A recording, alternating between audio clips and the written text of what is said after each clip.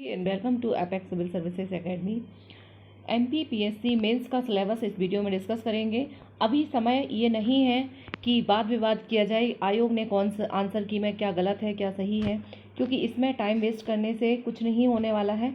जो होगा वो हो जाएगा और जो लोग मेंस की तैयारी शुरू कर दी है उनका सिलेक्शन भी हो जाएगा, क्योंकि टाइम कम रहता है। यदि आपने मेंस की तैयारी पहले बिल्कुल भी नहीं की है, जो लोग पहली बार प्री में हो रहे हैं, बाउंड्री पे हैं, मैं आप लोगों से कहूँगी यदि 65 प्लस आप लोग आ रहे हैं तो बिना कुछ सोचे समझे आप तैयारी कर दीजिए, क्योंकि जिनको अधिकारी बनना है, जिनको रियल में सिलेक्शन लेना है, उन्होंने तैयारी पहले ही शुरू कर दी है। एटलीस्ट प्रीलिम्स के पहले 50% तैयारी उनकी ऑलरेडी हो चुकी थी। और यदि आप नए हैं और ये सोचेंगे कि मेंस के बाद आपको तैयारी करना, रिजल्ट आने के बाद आपको मेंस की तैयारी स्टार्ट करना है, तो बेवकूफ़ी होगी।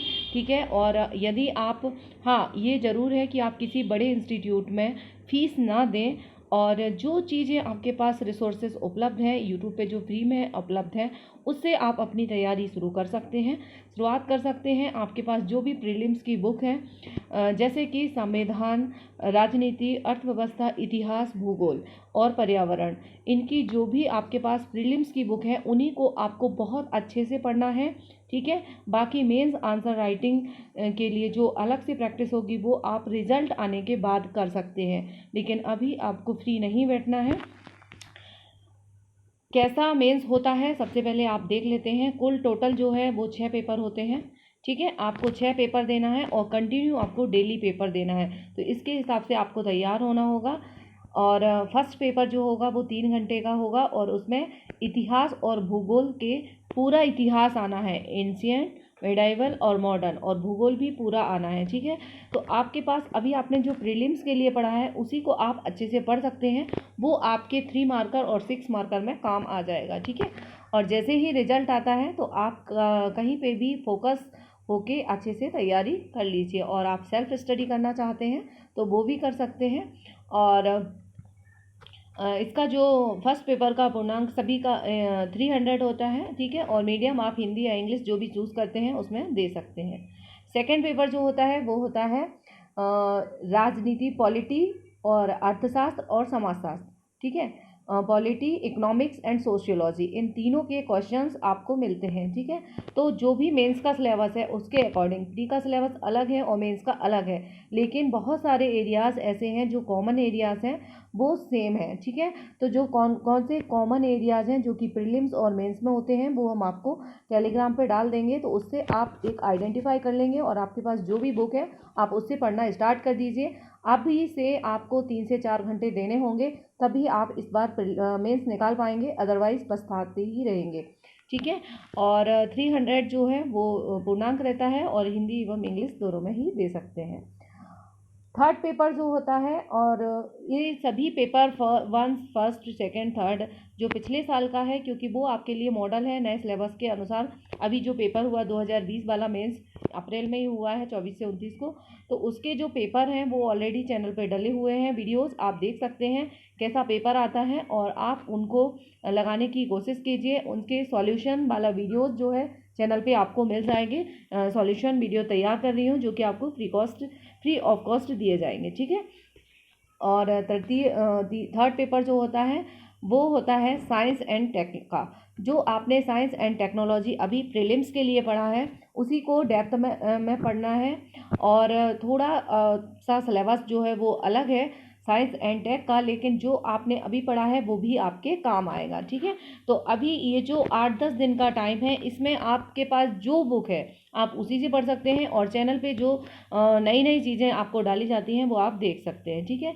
ये भी 3 घंटे का होता है और 300 नंबर का होता है। कैसे कैसे क्वेश्चन आने हैं वो भी अभी देखते हैं।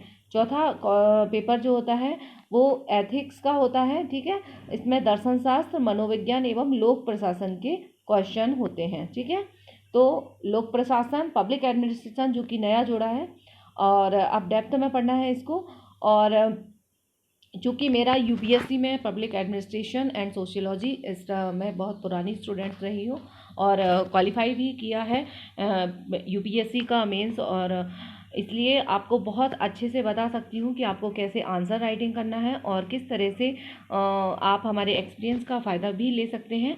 और 3 घंटे में ये पेपर होता है और 200 नंबर का होता है।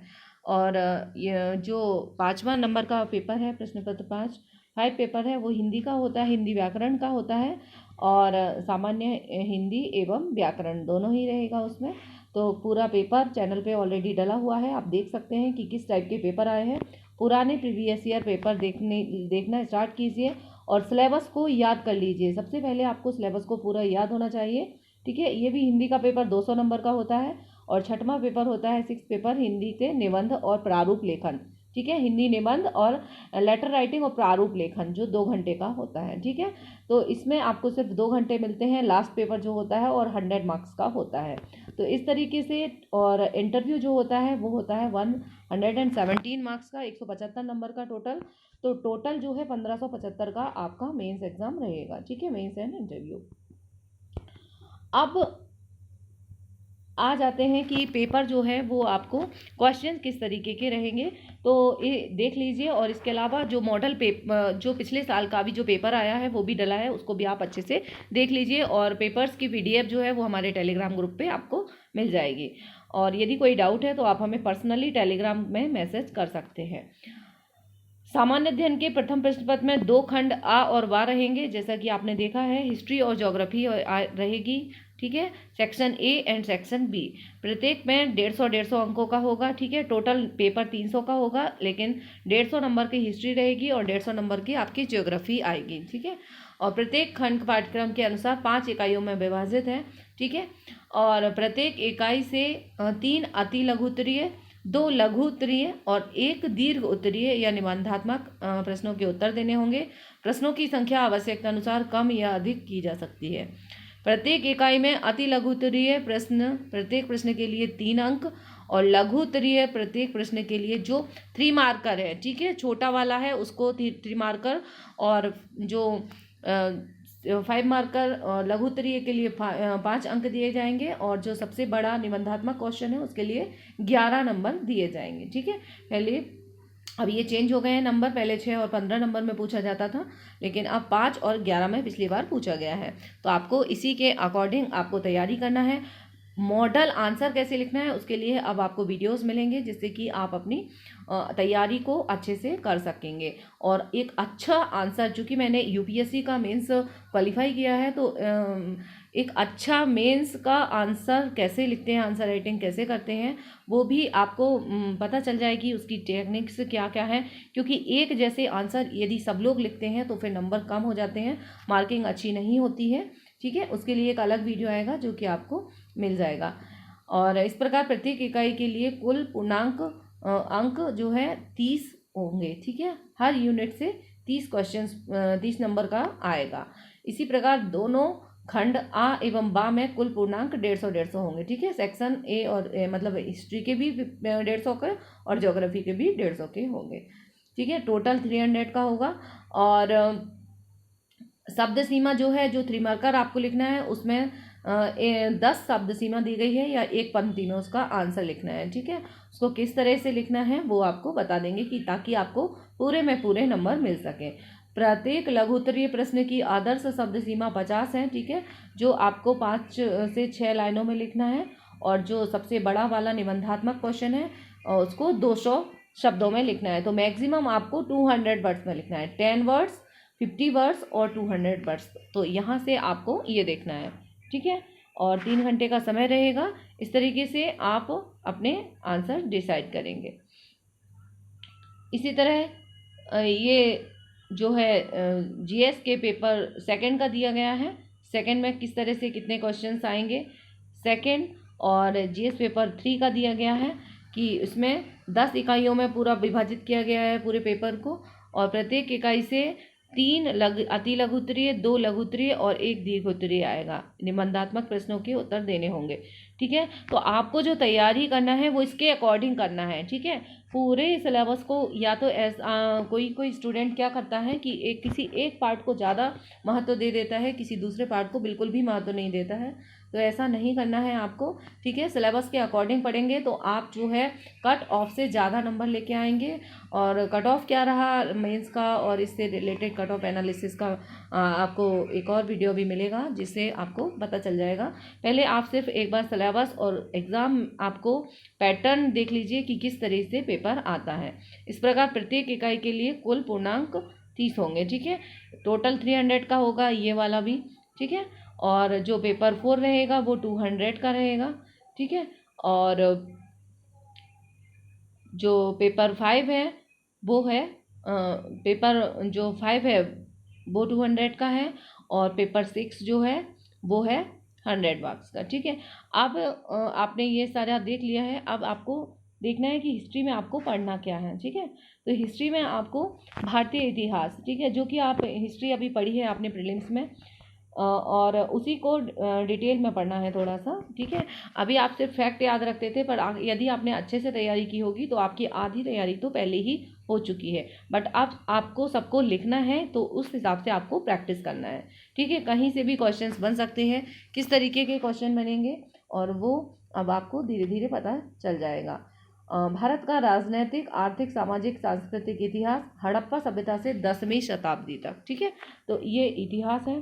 फिर यूनिट 1 है। यूनिट 2 से 10वीं से 18वीं शताब्दी तक भारत का राजनीतिक, आर्थिक, सामाजिक एवं सांस्कृतिक इतिहास, ठीक है। तो इसकी बेस्ट स्ट्रैटेजी क्या होगी, आप सिर्फ जहाँ से जिस यूनिट से मतलब एरियाज आपको कवर करना है, सिलेबस आपको रट लेना है। यदि आपने सिलेबस याद कर लिया तो आपका जो है 50% काम जो है वो बहुत आसान हो जाता है एग्ज़ाम में अपीयर होने का।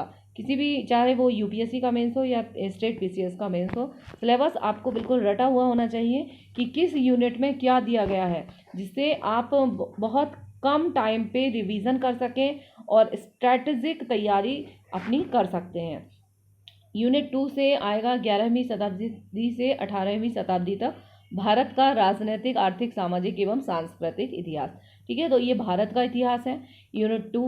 और मुगल शासन और उनका प्रशासन, मिश्रित संस्कृति का अभ्युदय, ब्रिटिश भारत का भारतीय अर्थव्यवस्था एवं समाज पर प्रभाव। तो इसी तरह से आपको इनसे कैसे 3 मार्कर बनेंगे, कैसे 5 मार्कर बनेंगे और किस तरीके से बड़े आंसर आपके निबंधात्मक बनेंगे, वो धीरे धीरे आपको चैनल पे मिलते जाएंगे। आप अपनी तैयारी करते जाइए। और अभी प्रीवियस ईयर जो क्वेश्चंस डले हुए हैं, प्रीवियस ईयर मॉडल पेपर डले हुए हैं, वो आप देख लीजिए पिछले सालों के 2019 का, 2020 के पेपर, तो उससे आपको आइडिया लग जाएगा कि किस तरह से आना है।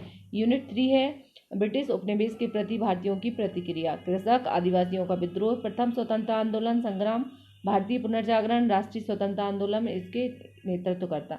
ये सब कुछ आपने प्री में पढ़ा है, ठीक है। इसको आपको बहुत अच्छे से अब लिखना है।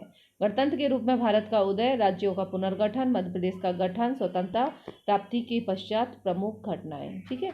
और यूनिट 4 है मध्य प्रदेश में स्वतंत्रता आंदोलन, भारतीय सांस्कृतिक विरासत, प्राचीन काल से आधुनिक काल तक विभिन्न कला रूपों, साहित्य, पर्व, वास्तुकला के प्रमुख पक्ष। अब ये है यूनिट 4 में मध्य प्रदेश में, ठीक है। मध्य प्रदेश के विशेष संदर्भ में जो आपने एमपी स्पेशल पढ़ा है, एमपी की हिस्ट्री पढ़ी है और अलग अलग उत्सव पढ़े हैं, वास्तुकला पढ़ी है, पर्यटन पढ़ा है, तो उसी को आपको इसमें डिटेल पढ़ना है, ठीक है। इनके लिए बेस्ट बुक्स क्या हो सकती हैं, उसके लिए भी अब एक वीडियो आएगा जो कि आपको यदि ख़रीदना है तो आप ख़रीद सकते हैं, ठीक है।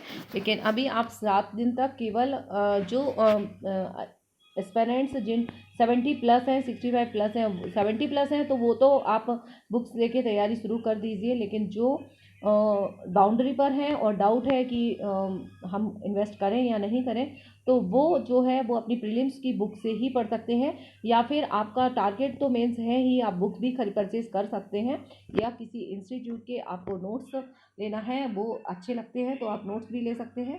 और नेक्स्ट है यूनिट 5 मध्य प्रदेश की प्रमुख रियासतें, ठीक है। मध्य प्रदेश की प्रमुख रियासतें गोंडवाना, बुंदेली, बघेली, होलकर, सिंधिया, भोपाल रियासत, प्रारंभ से स्वतंत्रता प्राप्ति तक, ठीक है। इनको डिटेल में पढ़ना है, इनका शुरुआत से लेके स्वतंत्रता प्राप्ति तक, ठीक है। तो इस तरीके से क्वेश्चन कैसे बनते हैं वो आप जो पेपर है उसमें देख सकते हैं। वर्तमान मध्य प्रदेश के भौगोलिक संदर्भ में, ठीक है, मध्य प्रदेश के भौगोलिक संदर्भ में इन रियासतों को आपको पढ़ना है मध्य प्रदेश की। ज्योग्राफी का जो है वो है पूरा पर्वत, पठार, मैदान, नदियाँ, झीलें और हिमनद। नेक्स्ट है भौगोलिक घटनाएं, भूकंप, सुनामी, ज्वालामुखी क्रिया, चक्रवात, इन सबको डिटेल में पढ़ना है। ठीक है, इनसे 3 मार्कर, 5 मार्कर और 11 मार्क कुछ भी पूछा जा सकता है। विश्व की जलवायु, जलवायु एवं ऋतुएं, वर्षा का वितरण एवं जलवायु प्रदेश, जलवायु परिवर्तन एवं उसके प्रभाव। यूनिट 2 है भारत के भूगोल की। ये पूरा जो पेपर है हिस्ट्री और ज्योग्राफी आपको एक ही दिन करना है, 3 घंटे के अंदर करना है। पार्ट ए और पार्ट बी में डिवाइड है, तो इस तरीके से आपको शॉर्ट एंड स्वीट में पढ़ना है। बहुत बड़ा सिलेबस है, लगता है कि हो जाएगा लेकिन बहुत टाइम लगता है, रिवीजन का टाइम नहीं मिल पाता है, इसलिए अभी से तैयारी आप अपनी शुरू कर दीजिए। मानसून की उत्पत्ति, एल नीनो, जलवायु ऋतुएं, वर्षा का वितरण एवं जलवायु प्रदेश। प्राकृतिक संसाधनों के प्रकार एवं उपयोग, जल, वन, मृदा, शैल एवं खनिज। जनसंख्या वृद्धि, वितरण, घनत्व, लिंगानुपात, साक्षरता, प्रवास, ग्रामीण एवं नगरीय जनसंख्या। ठीक है, तो ये जनसंख्या को इस तरीके से लिखना है, इन सभी को अब आपको लिखना है। खाद्य प्रसंस्करण एवं संबंधित उद्योग, संभावना एवं महत्व, उद्योगों का स्थानीयकरण, उद्योगों की पूर्ववर्ती एवं अग्रवर्ती आवश्यकताएं, मांग पूर्ति श्रृंखला प्रबंधन। यूनिट 3 मध्य प्रदेश का भूगोल। ठीक है, मध्य प्रदेश का भूगोल है भू आकार की जियोमॉर्फिक, नर्मदा घाटी एवं मालवा पठार के विशेष संदर्भ में, प्राकृतिक वनस्पति एवं जलवायु, मृदा के भौतिक, रासायनिक एवं जैविक गुण, मृदा प्रसंस्करण एवं मृदा निर्माण, मृदा क्षरण, ह्रास की समस्याएं, समस्याग्रस्त मृदा एवं उसके परिष्कार के तरीके, जल ग्रहण आधार पर मृदा संरक्षण नियोजन। ठीक है, तो ये मृदा संरक्षण जो है ये बहुत, मृदा क्षरण, मृदा ह्रास, यहाँ से एक निबंधात्मक बड़ा क्वेश्चन जरूर पूछा जाता है और हर बार पूछा जाता है। ठीक है, तो ये मृदा जो है वो बहुत इंपॉर्टेंट टॉपिक है।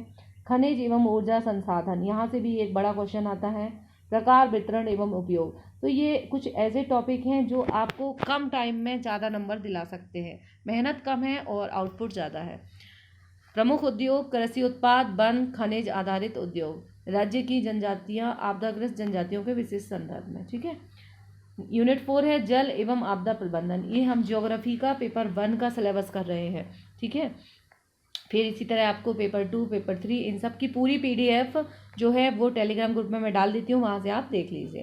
पेयजल आपूर्ति, जल की अशुद्धि के कारण एवं गुणवत्ता प्रबंधन, जल प्रबंधन, भूक्षरण, जल संरक्षण, प्राकृतिक एवं मानव प्राकृतिक आपदाएं, आपदा प्रबंधन की अवधारणाएं, विस्तार की संभावनाएं, विशिष्ट खतरे एवं उनका संबंध, सामुदायिक योजना, संसाधन मानचित्रण, राहत एवं पुनर्वास, निरोधक एवं प्रशासनिक उपाय, सुरक्षित निर्माण, वैकल्पिक संचार एवं जीवन रक्षा हेतु दक्षता।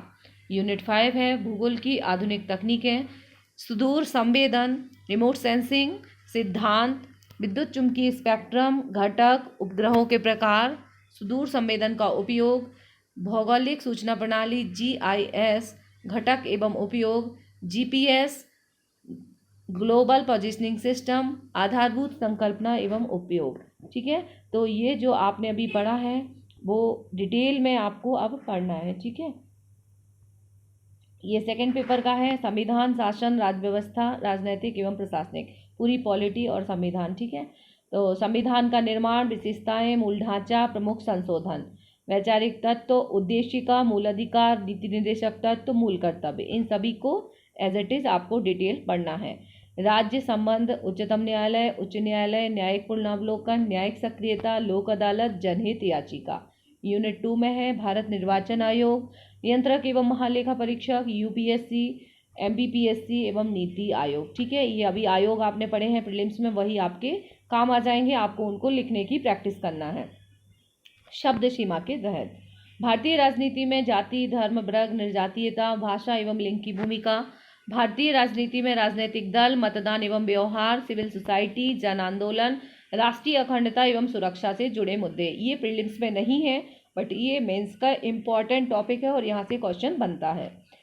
यूनिट 3 संविधान का 73वां एवं 74वां संविधान के विशेष संदर्भ में जनभागीदारी एवं स्थानीय शासन। मोस्ट IMP जवाबदेही एवं अधिकार प्रतिस्पर्धा आयोग, उपभोक्ता फोरम, सूचना आयोग, महिला आयोग, मानव अधिकार आयोग, अनुसूचित जाति जनजाति अन्य पिछड़ा वर्ग आयोग, केंद्रीय सतर्कता आयोग, ठीक है। तो यहाँ पे प्रतिस्पर्धा आयोग और उपभोक्ता फोरम, ये दो जो है वो प्रीलिम्स में नहीं है, मेंस में स्पेशल जोड़े गए हैं, इसलिए इनको आपको अच्छे से करना है, बाकी आपने अभी प्री में तैयार किए होंगे। लोकतंत्र की विशेषताएं, राजनीतिक प्रतिनिधित्व, निर्णय प्रक्रिया में नागरिकों की भागीदारी, समुदाय आधारित संगठन यानी कि CBO, गैर सरकारी संगठन NGO एवं सेल्फ हेल्प ग्रुप्स स्व सहायता समूह SHG, मीडिया की भूमिका एवं समस्याएं, इलेक्ट्रॉनिक एवं प्रिंट सोशल मीडिया, ठीक है। तो ये हो गई पॉलिटी का। यूनिट 4 है भारतीय राजनैतिक विचारक, आपको विचारक पढ़ना है। कौटिल्य, महात्मा गांधी, जवाहरलाल नेहरू, सरदार वल्लभ भाई पटेल, राम मनोहर लोहिया, डॉक्टर BR अम्बेडकर, दीनदयाल उपाध्याय, जयप्रकाश नारायण, इनकी पूरी आपको जीवनी पढ़ना है। इनको किस तरीके से पढ़ना है, इनके आंसर आपको धीरे धीरे अब चैनल पे मिलेंगे।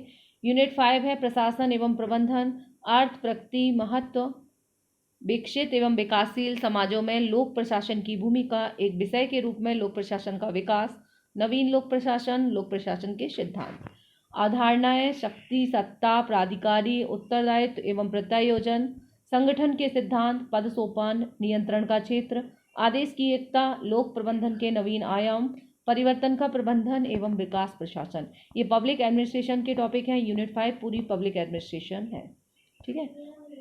और ये पेपर 2 का सेक्शन भी है, इकोनॉमिक्स एंड समाजशास्त्र, सोशियोलॉजी, ठीक है। यहाँ से है भारत में कृषि उद्योग, ये आप देख लीजिए, स्क्रीनशॉट ले लीजिए, या फिर इसकी जो PDF है वो टेलीग्राम ग्रुप में डाल देती हूँ। वीडियो काफ़ी लंबा हो रहा है, ठीक है। और धीरे धीरे इन सभी टॉपिक से रिलेटेड वीडियोस आपको चैनल पे मिलेंगे। और आप लोग यदि पर्सनली तैयारी करना चाहते हैं तो आप हमसे टेलीग्राम ग्रुप पे संपर्क कर सकते हैं, जो कि मिनिमम चार्जेस रहेगी। मिलते हैं नेक्स्ट वीडियो के साथ, टेक केयर।